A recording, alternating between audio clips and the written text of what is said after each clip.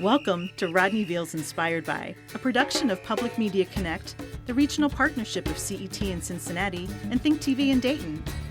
Rodney Veal, our host for this podcast, is an independent choreographer, interdisciplinary artist, and all-around fan of all things arts and creativity. And he's excited to share another great conversation with you. Thank you for listening, and if you enjoy the show, please subscribe on Spotify, Apple Podcasts, or wherever you listen to podcasts.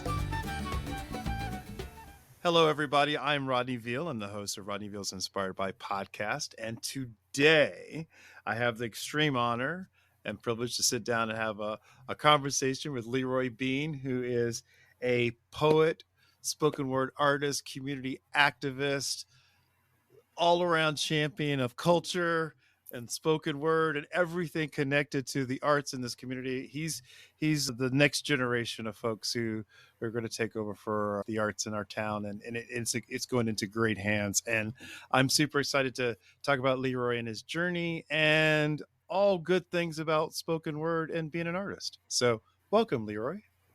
Thank you. Thank you so much. I am definitely honored to be here. Oh, it's super cool.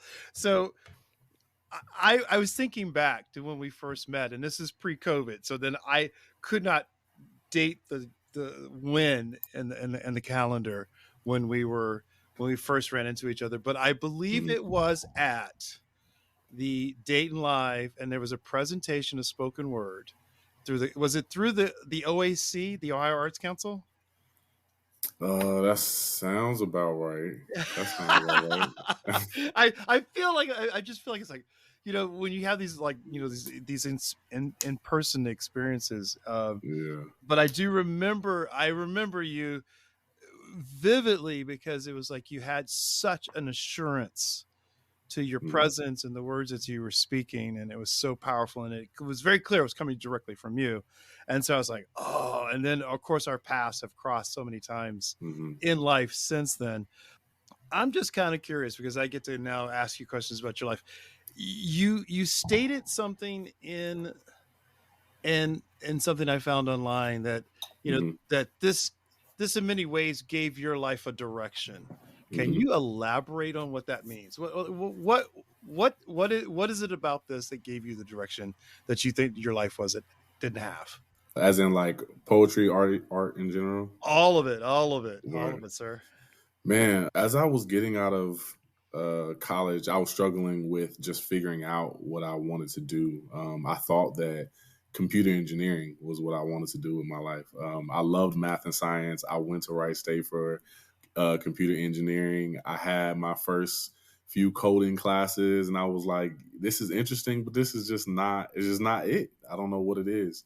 And I left, and I had to really sit with myself. Life forced me to sit down and eliminated all distractions. I got laid off from my job. My relationship had ended. I had got into a car accident, left college. Like everything was just gone except me and my ability to reflect. And writing was my outlet for that. And at the time, it was just like Facebook statuses that, you know, my community was encouraging me to continue to write and put out there. And it was that like kind of just kept me going and kept me, you know, in this mindset of facing my life and these choices through creativity when other people could resonate. And it was, I think I wrote probably at least a poem a day for about 9 months straight until I saw my first slam poetry competition that I entered for. I'd never been to an open mic. I had never done anything, you know, as far as putting my poetry out there. It was just, you know, Facebook statuses, and joining that competition was my first time to just like, you know what, I think I can do this. And I really saw how impactful my words were to a crowd and how impactful they had been to me over the course of those 9 months, and just guiding me through this journey of healing and growth. And as soon as I got done with that competition, they told me to stick around, and I just dived into the artist community. And from then it changed my life. I fell in love with it. I'm like, this is what I wanted to feel from computer engineering, but wasn't getting. And it just took off from there. I fell in love with it. And this is no offense to those who find that joy in computer For sure. coding, but there obviously spoken word and art making is just a little bit more dynamic. That's my bias to it. I mean, For sure. I mean, what possessed you for computer engineering? I mean, I mean, I think it's like a typical story. There's a lot of artists that we've interviewed that started off one way and it completely went to the arts. Yeah. I mean, what was it about computer engineering that you thought was going to be like? All my life, man, math and science, computers, technology was always interesting to me. And even still, there's a piece of that at its foundation that kind of trans over into poetry and writing. But it was, I don't know, it was just something about like how technology was growing for me as a kid in my generation. And it was like always something new with, computer games and video games and phones. And like, I was always interested, and I was like, I want to know how to do this on a very basic level. And like I said, math and science were just one of those things I love to kind of imagine and think forward and be in this space that like, behind the scenes of how everything works. But then that mindset started to be like in the mindset of a writer, and I started to create stories or think about things like that influenced me to write, or I would like include puzzles and problems inside of my writing that kind of just gave me the motivation to keep going. So I guess that's how it came about. Oh, that's amazing. I mean, it's just a fact that you could kind of see problem solving in this sort of kind of in its way being the foundation, but it's like there's something very different about the narrative, and there's something that's really powerful about narrative.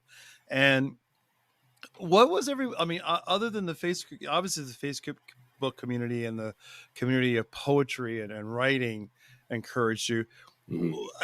What was, I mean, because if you're going down a pathway of computer science, I'm sure there are those who are like, wait, what? You're going to make this? That's a pivot in many ways. What was it? I Yes. mean, what was that like to deal with? Because I mean, I know that pivot. I did that pivot for Hmm. dance, and it was like, that was a hard pivot for political science to Yeah. ballet. That I still don't understand, but For sure. As I look back on it, I'm still kind of amazed myself. But when I was younger, I just had this feeling of confidence with it and just knew that it was for me. And a lot of my friends, I would invite them out to poetry shows or open mics that I were going to be in. And they look at me like, what are you talking about? Like, when did you start doing poetry?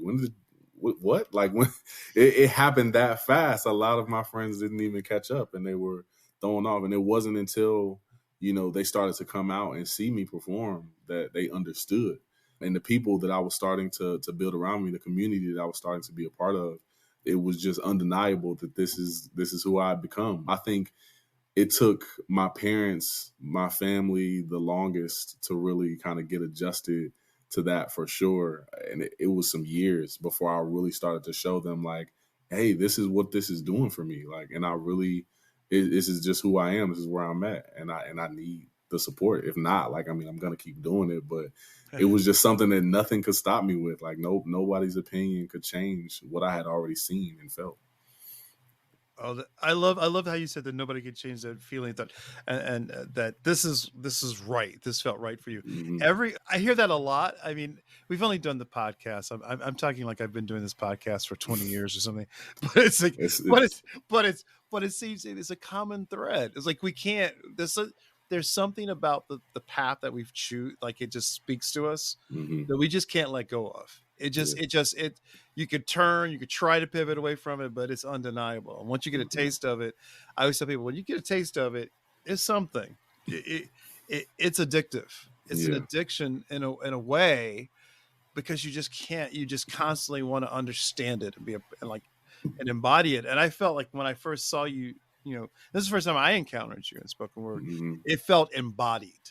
It Hmm. felt like, oh, he's been doing this all his life, and then I find out you haven't been doing it all your life. So it's kind of a surprise to me. For sure. I mean, I mean, I mean, talk to especially the audience, because how does one maintain a life in spoken word? How do you create a life? I mean, because we always think about the practical, but Hmm.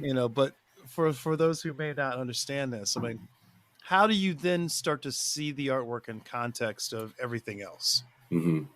This is probably the thing I've had the biggest struggle through in my journey. I think that, that attitude and that hunger that I had when I was a lot younger in this, and it'll be 10 years next year. So the hunger that I had back then was just kind of like this unrealistic motivation and vision for whatever spoken word could be, whatever poetry could be. And that was helpful because it got me where I am. But like about halfway along the journey, it started to get just a little tiring. And it was hard to really figure out how to make this work, how to actually fuse this with some type of life, because I hadn't seen it done before, and I wasn't really too sure what it looked like in the realm of being successful, because I knew it was one of the main things, one of the only things that I could do. But it required me to allow myself to see beyond the limits of what was in front of me. It required me to understand a lot of the process that it takes to be a writer and a lot of the sacrifices that are required in order to be a writer. It got to a point where I had to look at workshops, I had to look at teaching, I had to look at finding a way to make sure that everything that I was doing was moving in the same direction that my artistry was moving in. Because at one point it was just like, oh, I'm trying to keep this job that has nothing to do with art while I also try to make it as an artist. And that was pulling me too thin, and it was exhausting until it was like, okay, let me start over. Let me sit back and look at what is the context of my voice as a writer, and how do I want to start embodying that and using that to curate my life as a whole and start to walk in the same direction with everything I do. And that took years of building. I had moved to Columbus when I first started poetry. I was still trying to work at this hospital. And as soon as I got the chance, when I realized how unhappy I was trying to pull myself in two different directions, I quit. I moved back home to Dayton, and I felt like I had a whole new purpose about things. And then it became community organizing. And that's when it came the open mics and a lot of that work in the community, along with just kind of, like I said, teaching and writing as well. So a lot of rearranging. A lot of rearrangement. I love that. I love the fact that you talk about that rearrangement, and you traveled. Well, I mean, what obviously is Columbus. It's close enough. You are a native Daytonian, correct? Mm-hmm. Yes. And it's close enough. I get that. I understand, family and being close to the source. But then what drew you back to the source in Columbus after you realized, like, okay, working at a hospital is not going to cut it? Is there something about, because it's got to be, did you find that there's a difference between Columbus and Dayton in regards to the understanding of you and your journey, this curating your life to be this artist? I mean, is there a difference? I mean, I'm not curious. Is there a difference with an hour and a half away? Yeah. Is there a difference through the perception of the community to wanting to be a spoken word artist? That's a Yeah. lot. That's a lot to unpack there.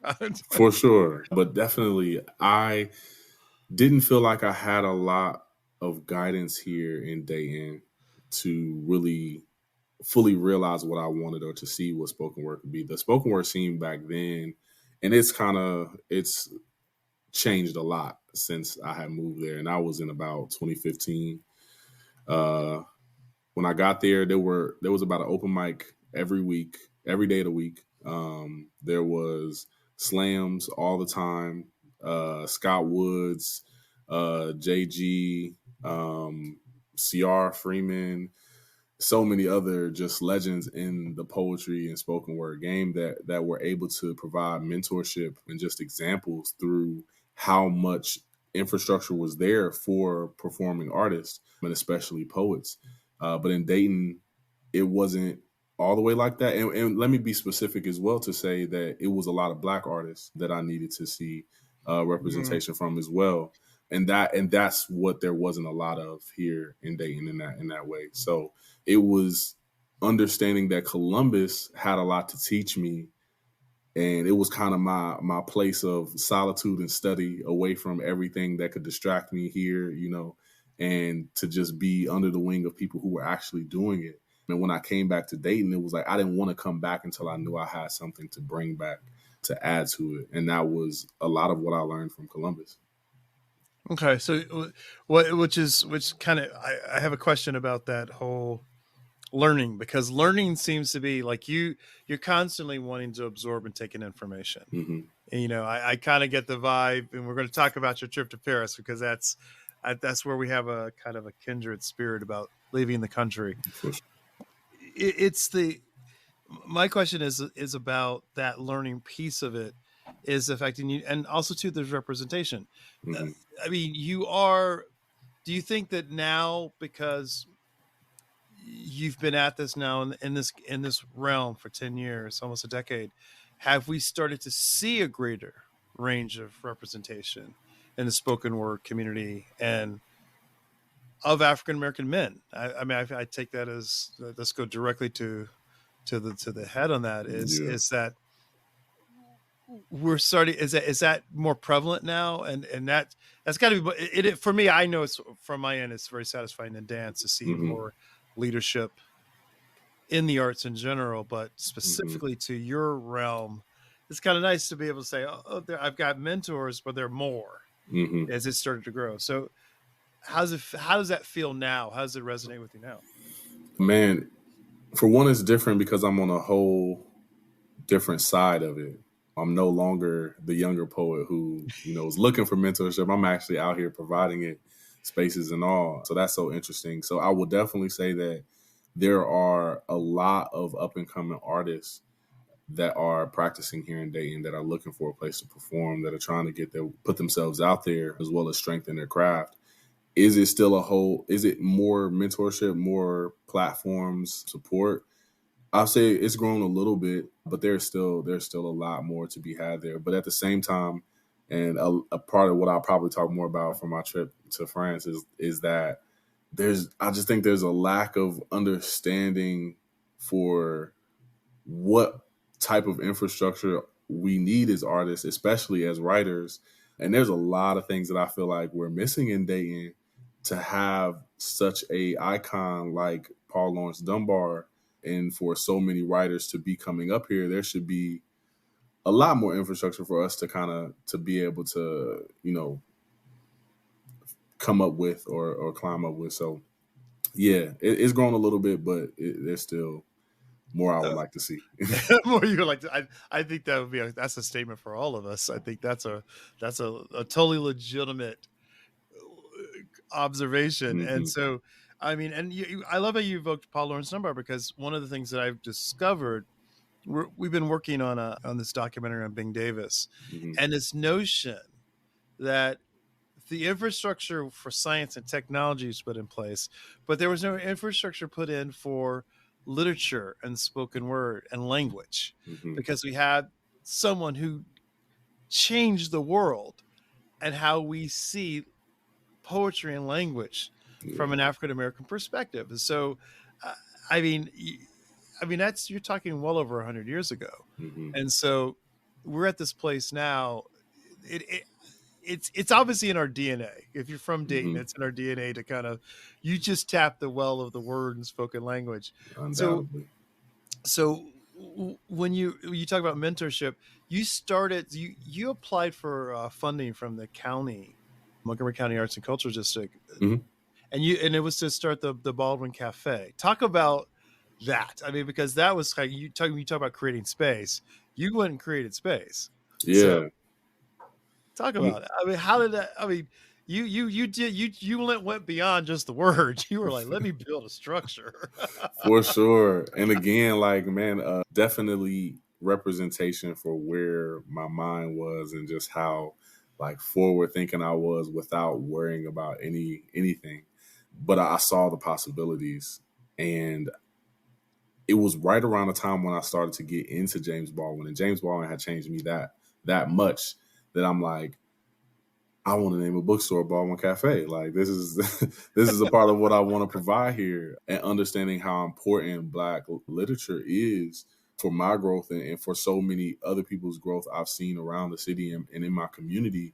I'm like, there has to be more spaces like this. And on top of that, in terms of places to kind of hang out. And that's what Baldwin Cafe was a representation of, was this third space between home and work or school, where community can truly gather. There's a lot of different spaces that are catered to, mainstream and what makes money, the nightclubs, the coffee shops. But again, in terms of like those Black spaces, and one that was focused on books, that had different types of tea and had that same type of kind of coffee shop vibe, but with, music and just, I don't know, a little modern. It was just something that I felt like was needed at the time. So for writers, for the artists, for the people who were in my community, a space where Black people could be, chill, learn, buy more literature, and be social, and make connections and build relationships. I wanted to help provide that type of space. And I've always felt that way. Like, oh, well, something needs to be done. Like, let's get to it. Let's build it. If I got the resources, why not? and I'm grateful for that. I think we all are grateful for that, because that's the kind of thinking that leads to us changing as a community. And that's why when I introduced you, said next generation, because as I approach 60, I'm recognizing I didn't realize until I looked in the mirror one day, oh, you've stepped closer to elder territory than you realize. Right. And so it's like kind of knowing, because there's a phrase that Bing Davis uses: reach high, reach back. Mm-hmm. And I think that, like, you're a manifestation of the reach high, reach back. And that's why. And so it's like the fact that, space, you're thinking about it in bigger terms. Mm-hmm. And that's what I think people misunderstand about those who are practitioners of, especially spoken word and the arts in general. You cannot not have a community component to your work. I am now a firm believer it's all about community. Mm-hmm. You can't, so you have to kind of think about, well, if I'm saying these words, but also I need to be around my fellow artists, I need to make the space. And mm-hmm. so you're sharing the tradition of someone like a Bing Davis, and Paul Laurence Dunbar and James Baldwin, because they were trying to find those spaces and those places to allow us to grow in spoken word. And what I love is I discovered Bing has a lot of his work is based on spoken word. I didn't know that. Yeah, it's a lot of his.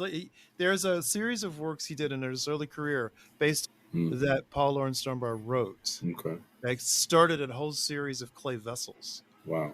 See, it's like, so language is a key part of it. So, and that's one of the things that I've been thinking so deeply about lately as a writer is that that blend between visual artists and storytellers is like, visual artists have the benefit of showing you exactly what they want you to see by creating that image, creating that, that thing, that sculpture.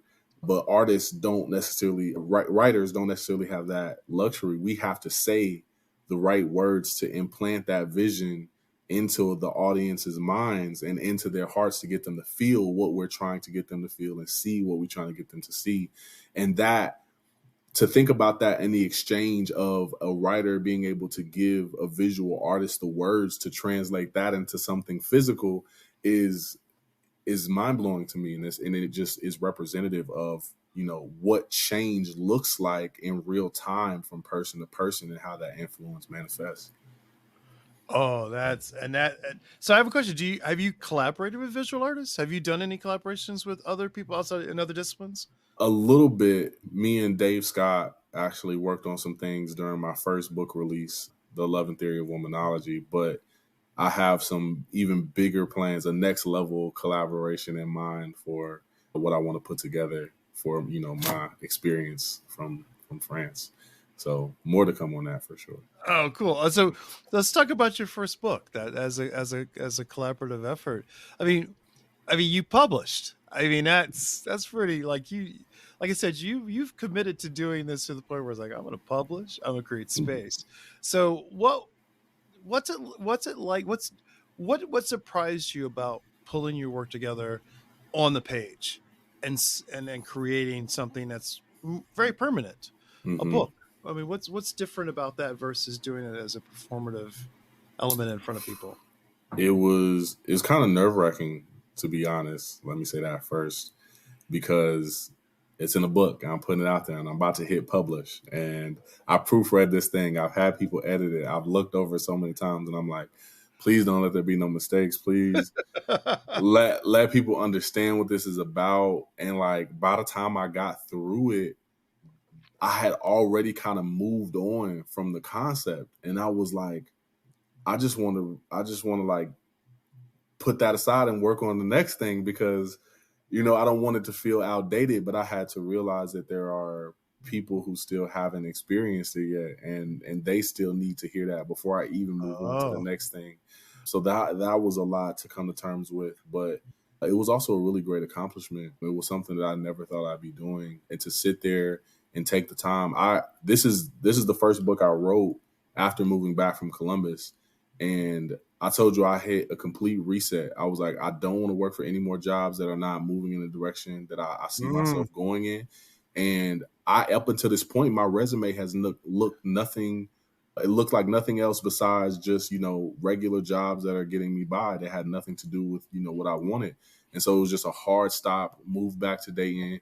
I took about a year off of work. I think I had a voter registration job at the time. But for the most part, it was just me at home building this book from scratch and working on it every step of the way. So really taking that time out to work on something and actually produce it really gave me a huge boost in my confidence of what I could accomplish as an artist and what's possible for me. And, when I really have the time and resources to, move through that. So, yeah, it was a moment I reflect on often. At least I try to. Well, I'm glad you do that. I mean, I think to let you know as an elder. Oh God, I can't believe I actually could say that word. Almost an elder. Let's put it this way, because I'm not definitely not Bing Davis. That's or fair. Audrey Davis, but close, getting closer. It is refreshing because it's like that's such a difference from even 30, 40 years ago, being in the arts, that I'm hearing people who are younger than me actually speaking about their practice in different terms. Mm-hmm. And so that's refreshed. That's what gives me hope. That's what inspires me. Cause I was like, I'm inspired by Leroy is doing this. He's like, okay. I'm like, it's inspiring to us. It's like, it's those in the community with spoken word. I have a question about spoken word that it's gonna, I mean, a lot of people have a mistaken notion of what spoken word is. Mm-hmm. They think they only base it upon snippets, but I firmly believe you have to go. It's not what's taped. You need to be there live. Mm-hmm. I really do feel like that people don't understand that you need to be physically in the space with the person who's speaking. Is that a fair assessment that it doesn't really capture it as well as it could? Yeah, for sure. We try to communicate that as much as possible through our marketing for Broken English. But yeah, the clips, you get to hear the witty lines, you get to hear the audience reactions, and it's cool to just kind of check out, some quick content. But the experience of watching a spoken word, and I want to say this with a lot of intention, a spoken word artist do their thing on stage. And when I say spoken word artists, it is truly a skill to be able to craft words in a certain way with a certain tone, inflection, the pace, the emphasis on certain words or phrases, to be able to put together the pauses that complement the line that it's attached to, and that engagement that you feel. It's all, and I don't know if you are Avatar Last Airbender fan or anyone else listening. I love it. It's this aspect of bending energy with the audience. And that is something you can't capture with the screen because it's all organic right there in the moment. And it might be emotional. It may be some laughs. It may be a full spectrum of the human experience. But that moment in person with just a spoken word artist on stage and being, captive by them and their performance is next level. It's nothing that a video or a clip could compare to. You can only get pieces from that. Oh snap! So I love it. I we do the snap of the fingers because that's what dance is. I mean, I can watch a video of dance and be like, oh, I get it, I understand it, but it doesn't impact me the same way as seeing it live. Mm-hmm. There's something about that visceral experience. It's really interesting. We talked to a couple weeks ago, and this podcast aired, with a local comedian, Jesse Nutt, and he talks about crafting. Exactly, he described it, in paraphrasing in a very similar way, how you describe spoken word. It's the language. It's like the pauses. It's the inflection points. It's fine tuning. That word doesn't really convey it as well as this word. Yeah. And do you find yourself going back after you've created a work and altering it? I mean, because comedians alter the material to hone it down to its essence. Do you go back and look at yourself and say, well, that worked a year ago, but do you know what I'm saying? I mean, yeah, do you for sure. And that's what I was about to say. The difference between writing for the page and writing for the stage, right? You put it out in a book, kind of, you pick that formatting, it kind of is what it is, and you put it out there. Versus, spoken word and comedy kind of do really mirror each other in that sentiment, because I could have a final poem and I may not understand what needs to be worked on next, what needs to be revised next, until I step in front of an audience. And I realize, like, oh, they reacted to a part that I didn't expect them to react to, or they didn't react to a part that I wanted them to react to, or, maybe I sped through this a little too fast. And it also depends on how many times you've performed it or how many times you've practiced. And even practice doesn't compare to when you're standing in front of the audience. And it's just like you find yourself trying to, manage how you're performing while you're performing. And sometimes, you just need that second round, or you need to, try it again, or you try out some different thing. And you let it live. You let it have its own existence almost. And you use the word embodied. And I really do try my best to embody my work as much as possible to let it live through me. And you never know how it needs to show up one day. I've performed a piece that just popped out a certain way one night that I've never performed it before.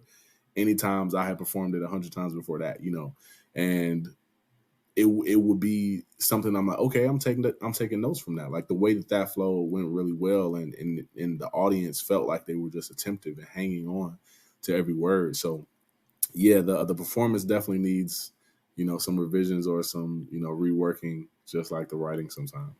I love it. So we're going to take a pause and a break, but when we come back, we're going to talk about how all this experiences you had in life have led to this journey to Paris. So when we come back, we're going to talk to Leroy about that trip to Paris, to the James Baldwin conference. Hi, I'm Mike Shea, communications specialist for Think TV and the producer of this podcast. Thank you for listening to Rodney Veal's Inspired By. This podcast is a production of CET and Think TV, two local PBS stations. As PBS stations, the work we do online, on air, and in the community is supported by listeners like you. If you're enjoying the show and would like to support our work, please consider becoming a member at cetconnect.org or thinktv.org. Plus, when you sign up to donate at least $5 a month, you'll get access to special members-only streaming videos on the PBS app through Passport. Learn more at cetconnect.org or thinktv.org. Thanks for listening, and back to the show. All right, so we are back, and we're talking to Leroy Bean, spoken word artist, community activist, all around future of the arts in Dayton. That's a big title. So, but it's a crown you will wear very well. So, I love the fact that the experience of, you had an opportunity to go to, and I'm going to hopefully get this right. There's a James Baldwin conference in Paris, France. Mm-hmm. Talk to me. What compelled you to apply, and why? I mean, because that's a big leap to go from Ohio, Dayton, Ohio, to Paris. Yeah, this is some of the best alignment I've had in my entire life. So we just talked about Baldwin Cafe and how James Baldwin was a huge influence for that. And I had applied for it was right around the time I had applied for the funding for Baldwin Cafe. Darshil sent me a link to the James Baldwin conference. I had never heard of the organization and never thought that some opportunity like that will even be in my reach. I was like, what? I can't. Because James Baldwin Right. I tell people all the time, and I mean, I go back and read James all the time. Yes. Inspiration. So that's the pedal I had him on for sure. And I was like, I don't know, man. Like I'm just, I was kind of, minimizing myself. I didn't think that it was something that I would even make it accepted to. I had to apply. I had to submit a writing sample. There was also registration fees and stuff like that. It was a hefty price. It wasn't an all expense paid trip. I had to raise the funds, and it was just like, there's no way. Like, I don't know how I'm going to be able to afford this. I don't even know if I'm going to be able to get in. And Darshill's, being a part of my community, and at the time, like, this is when the Heart was just starting out, and we were all living there, creating the foundation of the co-working, co-living space. And she just kind of walked me through it and encouraged me to apply, at least try it out, And I did, and they accepted me, and I was super, super surprised. I'm like, oh, this is crazy. Like, I got accepted. I didn't think I would. Wow. Like, they really love my work. And I was specific. At this time, it was a conference for artists, activists, and academics. And so I had got accepted to the creative writing track for the artists. And at that point, I was like, okay, well, like, now I need to figure out fundraising. Like, how do I get there? How do I get the money? And I'm just allowing myself to move through it step by step. And this was back in 2019. 2019. Yeah, oh, okay. Yeah. So. And the conference was supposed to be in 2020. So I had like a little less than a year to raise the funds and get there. But then, 2020, the pandemic happened. Things got postponed. And it got postponed every year until the conference, the original conference happened last year, but there wasn't enough people for the creative writing track. So they made a whole separate conference specifically for writers. And so this year, the one that I ended up going to became the James Baldwin Writers Conference, the first one that they had ever done. So, yeah, that was the journey of getting there, or just at least applying for it and hearing about it. But, I mean, so what made you think you were up at that level? I'm out of curiosity for those who might like stop themselves in their tracks before doing something like this. Like, what made you think that you were there? I mean, this was, I think I was only about five years in at this point, 5 or 6 maybe. And I still see myself as just like a very young artist. And this was the first time I had ever really applied for anything for writing. I had been in a lot of performances. I had done a lot of features. I hadn't even moved through a lot of publishings yet. I think I had been published once or twice, a few for some local Columbus magazines, and then once for University of Dayton Writ and Orpheus literary magazine. But I was still in my beginning stages of just like kind of putting myself out there. And I was like, they want a writing sample? I've never given anybody a writing sample. I don't even know what this is supposed to look like. And I'm like, I gotta give them my best work. I performed this. I don't know if they're gonna get it. It was just a lot. Imposter syndrome was huge for me at that time. Well, just to let you know, that's a thing that afflicts us all. I mean, we think that we're not worthy of the pathway or the opportunity, and then we go, what was I thinking? So I mean, I'm glad. I mean, so they saw it. I mean, that's the thing, is for people to understand. It's like when you're reaching for something like that a conference, that's an international conference. Mm-hmm. That wasn't just you applying with folks from the Midwest. This was folks from all over the world. Yeah. And so you just went a leap of faith. You just said, I'm going to try this. I'm going to get the money. I'm going to work this all out. So all of that worked in your favor. And so this conference, tell me about what it's like. Cause it's, what was it like being an African-American man? Had you left the country before this? I had been on a cruise, but other than that, no, I haven't left the country before, especially not for my art. Not for your art. And so what's it like to go to Paris? Talk me through that experience of being there. First thing, it felt like home. It felt so comfortable. It felt amazing. By the moment I got there, I walked around like I've been there for years, like I was from there, like I knew, like I at least had lived there for a few years. and nothing about it felt strange. Nothing about it felt uncomfortable. I didn't feel, and I was by myself. I was there. The conference was 7 days total, but I had stayed for an entire month. But my entire experience, well, the one thing, my luggage was lost when I got to the airport. Wait, because I remember that from the Facebook post. Yeah, Yes. your luggage got up. I was like, oh dang, that's not the. It's like, don't take it as a sign. Don't take right. But I couldn't even be mad at that, because when I got to the airport at Cincinnati, they were offering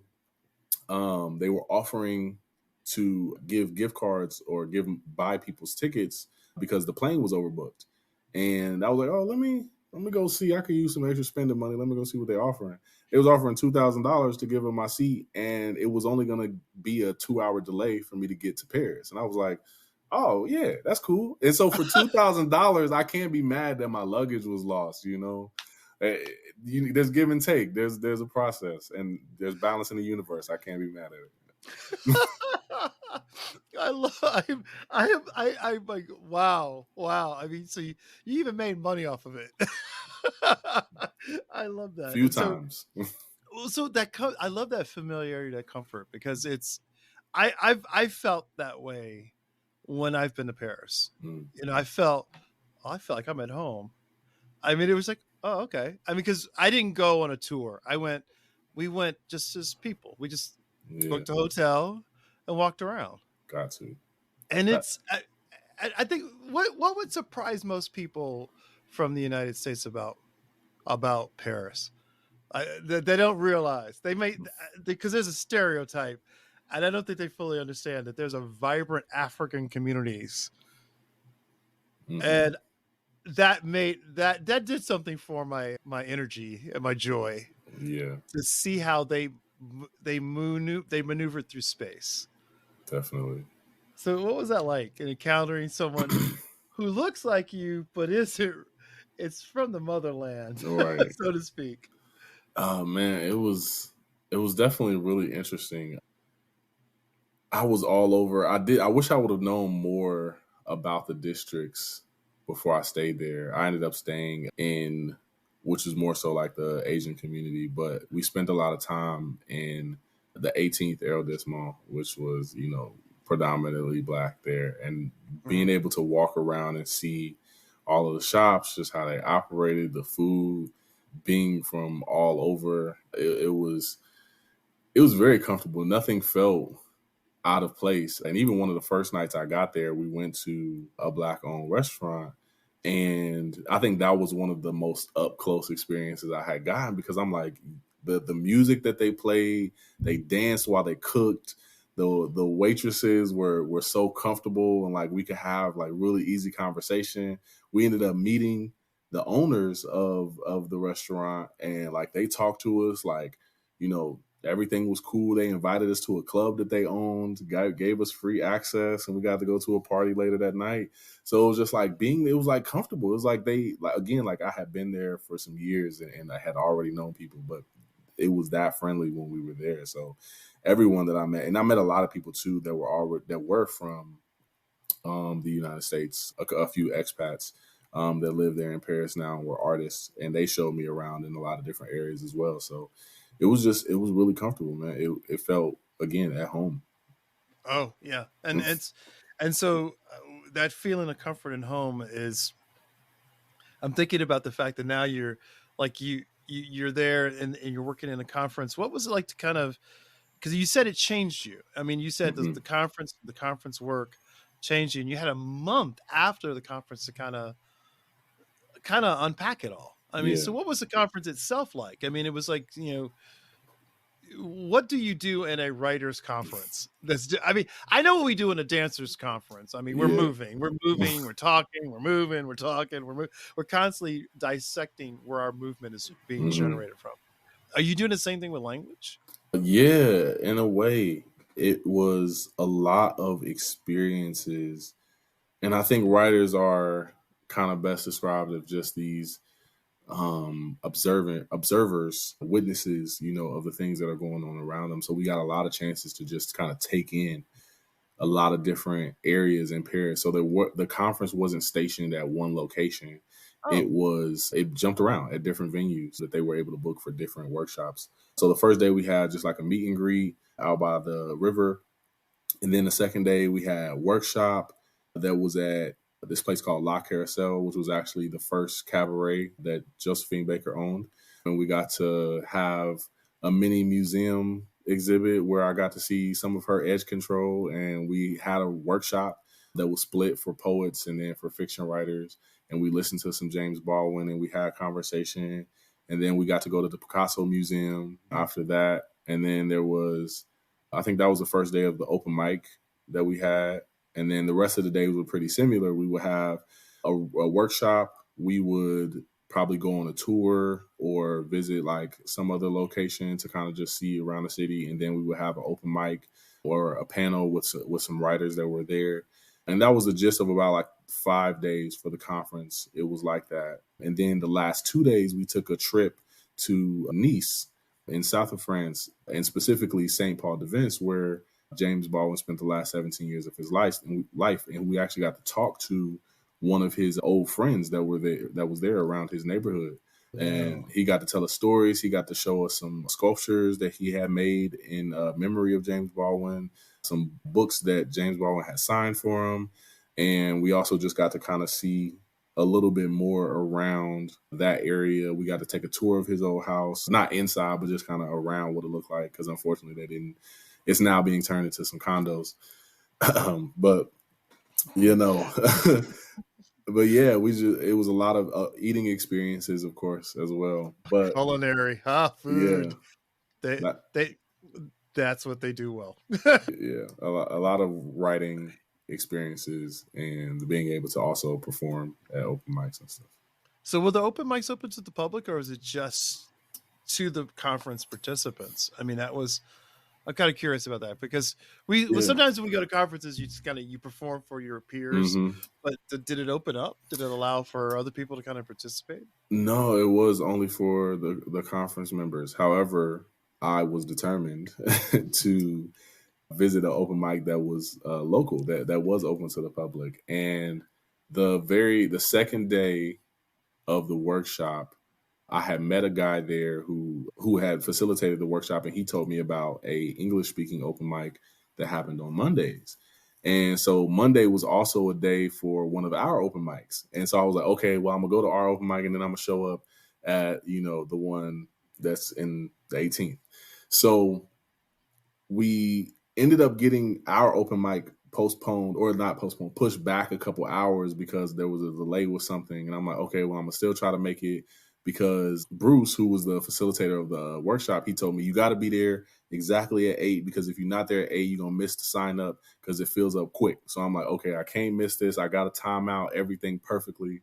I showed up to our open mic and they got started late, so I ended up having to leave as soon as they got started, because I really wanted to make the one that was local to Paris, and that was amazing. Wow! And we're talking English language spoken word too, as well, which is, I mean, there was clearly an audience for sure. Oh my! What was that like performing in Paris? Oh, come on. You lean back. I was like, yeah, that was a moment, wasn't it? It was amazing. That was a moment where I really got to, if I had any reason to put my imposter syndrome to rest, that would be a reason right there for sure. And I was able to actually go to that open mic about 3 out of the 4 weeks that I was there. And every time I knew that I had something special. I knew that I had a unique voice, because people were amazed. Like, nobody had really seen spoken word perform the way that I brought it to that stage. And I made so many new, I would definitely say friends, community members in Paris that, just ended up talking to me after the show, took pictures, took videos. Hey, do you want me to send these to you? You did great. Da, da, da. Like, and that was really my family for that month that I was there, was the people that I met at that open mic. And it also turned into meeting some people at a writing workshop that also attend the open mic. So it was great. It was like most of the time, most of my years in the community here in Ohio sped up into a month. An accelerator. You got the Right. accelerator. So so you talked about you spent a month afterwards. I mean, like, so you were still doing the open mics. What did you do with the rest of your time? Were you just writing? Were you absorbing? Well, obviously living too, but For sure. Definitely living, allowing myself to live and breathe and exist. But yeah, just exploring, just allowing myself to believe. And I have my shirt on today. Allowing myself to believe in the poetry, allowing myself to believe in the alignment and the synchronicities that were supposed to happen while I was out there. And I just let that guide me. If it was a day where I needed to rest, I rested. I took a nap.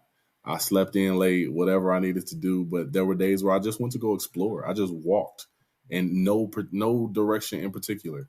And the alignment I will find on that walk, I would just end up close by somewhere that, we had to meet for one of the days on our conference. I would pick a coffee shop that just happened to be across from a place that we had also been in our conference, or I met somebody that was connected to someone else in the conference. Or like, it was just all around alignment everywhere I turned. And I definitely got deep into just like, the locals and getting to know them. So a lot of exploration for sure. I know that feeling, that sense of being that's different and it's accelerated. And so now you're back. You've brought it back. So what has changed in how you perceive what you're doing as an activist, community activist, and an artist and a mentor and all of the things that you are? What has changed? What changed because of that journey and experience? Man, I will say a lot of my faith in my journey, in my understanding my artistic identity, my passion for the art, and understanding how my frustration for the lack of respect of art was kind of misguided a little bit or misdirected. We listened to James Baldwin's speech, The Artist Struggle for His Integrity. And there's something in there that stuck with me a lot while I was there. And he says that as an artist, I would never come to you as a complainant for doing something that I must do. And he says it's not your fault. It's not my fault that I write. And I could see myself flashes of just moments where I had been looking at my community or speaking to my community directly or indirectly as a complainant, as someone who was frustrated because I felt like I wasn't getting the support or recognition that I wanted to see as an artist. And it really wasn't that I was frustrated at the people. I had a passion for it that was so huge. I wanted people to see it how I saw it, but also it was more of the infrastructure, the institutions, and like their support for the artists, how they really give or provide a foundation for artists to be homegrown and to truly listen to and support the local voices and storytellers of their community. And it's having that lack that, just it built up a lot of resentment in me over the years, and it had me in a very kind of tough spot with just how I believed in what was possible, or after these long 10 years, what it started to feel like was possible. And I was starting to get a little more discouraged moment by moment. But after having this trip, I got to a place where I have a huge understanding for my love for this craft. And I have a better understanding for the patience that is necessary in the job that I'm here to do. Like, the reason why that support hasn't been in place is because of the power that artistry has. And that is a breaking of everything that you know. To experience art can be reality crushing half the time, more than half the time. And for people to truly recognize that and provide the resources and infrastructure that's needed to thrive, it means that everyone has to come to terms with the things deep inside of themselves that needs a voice, that needs a space, and that is the humanity. That is our emotional connections. That is the relationships and the understanding of interdependence that we must have as communities in order to thrive. And that's a big job. That's a huge job. And it's a lot that is in the way of that mindset right now, of that spiritual journey for a lot of people right now. People don't have the time to focus on a lot of the things that art has to talk about because we have real world problems. And that's not to say that art can't be a supportive caveat for people moving through those things, but it's hard for them to see the importance of it, the value of it, if it's not directly feeding, or directly providing money or whatever the case may be. But, so yeah, it just put a lot in perspective of what this journey is going to look like for me and the work that I'm going to have to put in. And then just also how I want to tell my story. And like I said, coming to terms with that artistic identity and my place in it all. So.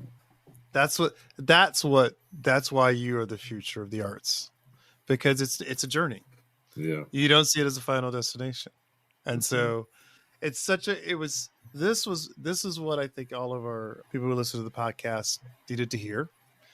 And so what would you say, as a last thought, what would you say to those who maybe had carried around that sense of anger, that sense of, and also imposter syndrome? What would you say to them after having had the experiences you've had in the last 10 years?